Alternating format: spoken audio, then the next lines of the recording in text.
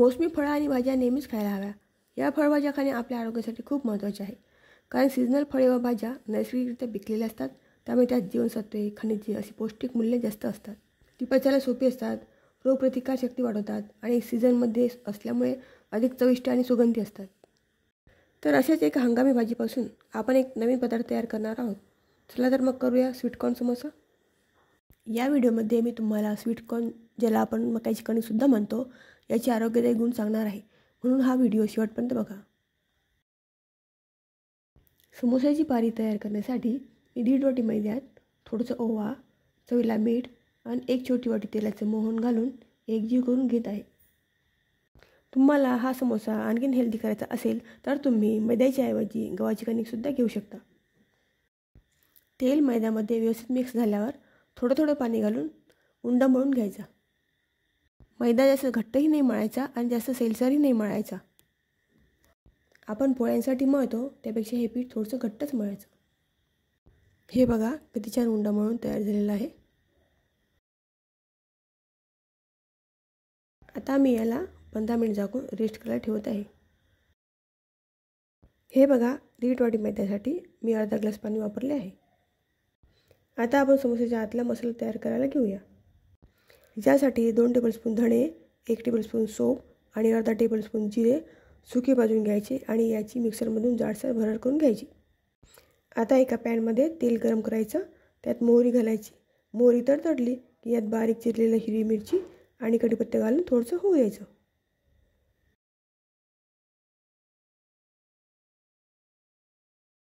आता या धने, जिरे, सोपची केलेली भरड घालायची. ही भरड आधीच भाजली असल्यामुळे आता जास्त भाजायची गरज नाही.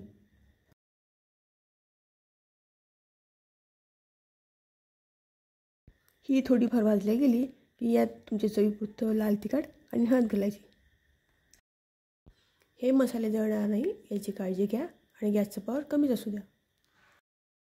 मसाले झाले की यात मिक्सरमध्ये दरदरीत बारीक केलेली मक्याची दाणे घालायचे आणि या मिश्रणाला शिजू द्यायचं. स्वीटकॉर्नमध्ये भरपूर प्रमाणात फायबर असतात, त्यामुळे पाचन सुधारते. तुम्हाला जर पाचनाची समस्या असेल तर मका तुमच्यासाठी उत्तम आहे. हे मिश्रण थोडं शिजल्यावर यात चाट मसाला आणि चवीनुसार मीठ घालून 4 ते 5 मिनिट परत शिजू द्यायचं.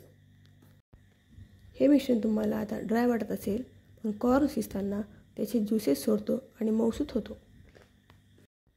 आंबट गोड चव बॅलन्स करण्यासाठी यात साखर घालायची आणि गॅस बंद करून बारीक चिरलेला सांबार घालायचा.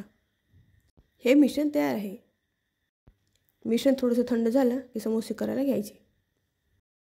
हे बघा, हे मिश्रण एका प्लेटमध्ये काढून मी थंड करायला ठेवलेलं आहे.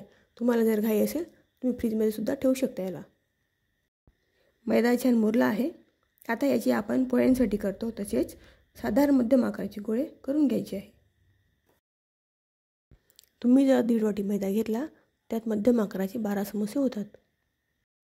समोसेच्या पारीसाठी मी मैद्याची पोळी लाटून घेत आहे.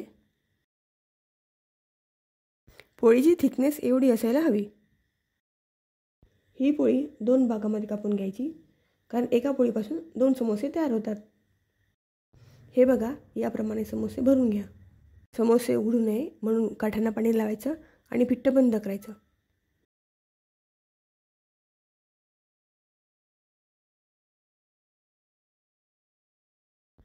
फिलिंग जास्त गच्च भरू नका, नाहीतर समोसे तळताना फुटू शकतात. स्वीटकॉर्नमध्ये व्हिटॅमिन बी, व्हिटॅमिन सी, मॅग्नेशियम, लोह यासारखे पोषक घटक असतात. स्वीटकॉर्न हृदयासाठी आणि डोळ्यांच्या आरोग्यासाठी चांगले आहे आणि याने वजन नियंत्रणात राहण्यासाठी सुद्धा मदत होते. म्हणून नियमित खाल्ल्यास ते आरोग्यासाठी फायदेशीर ठरते.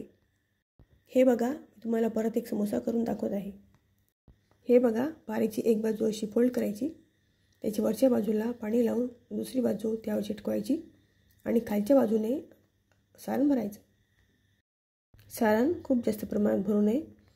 हे सारण भरल्यावर खालची बाजू व्यवस्थित पिठ्ठ बंद करायची, जेणेकरून तळताना सारण बाहेर येणार नाही.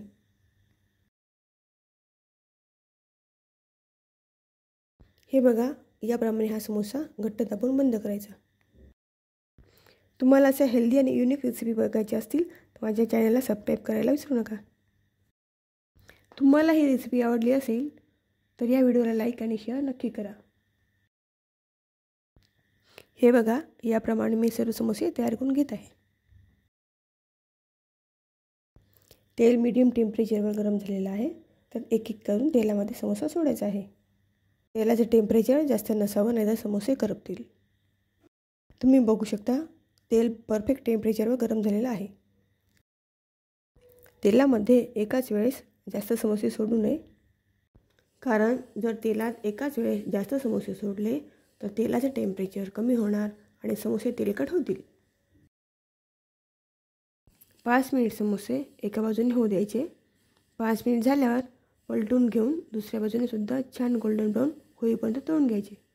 हे बघा, मी सारण भरताना समोसे पिठ्ठ बंद केलेले असल्यामुळे सारण थोडंसंही समोसेच्या बाहेर आलेलं नाही आहे आणि एकही समोसा फुटलेला नाही आहे. हे बघा, समोसे किती सुंदर आणि छान दिसत आहे. तेलकटसुद्धा नाही आहे. जास्तीचं तेल काढण्यासाठी तुम्ही याला एका टिश्यू पेपरवर किंवा चाळणीमध्ये काढू शकता. याचप्रमाणे मी सर्व समोसे तळून घेत आहे. तुम्ही बघू शकता, समोसे बाहेरून अगदी गोल्डन ब्राऊन आणि कुरकुरीत झाले आहेत. हेल्दी स्वीटकॉर्न समोसे तयार आहेत. तुमच्याकडे जर पाहुणे आले तर बाहेरून समोसे मागवायच्या ऐवजी हे हेल्दी स्वीटकॉर्न समोसे नक्की करून बघा. तुम्हाला अशाच हेल्दी रेसिपी बघायच्या असतील तर मला कमेंट बॉक्समध्ये नक्की कळवा आणि गौरीज किचनला सबस्क्राईब करा.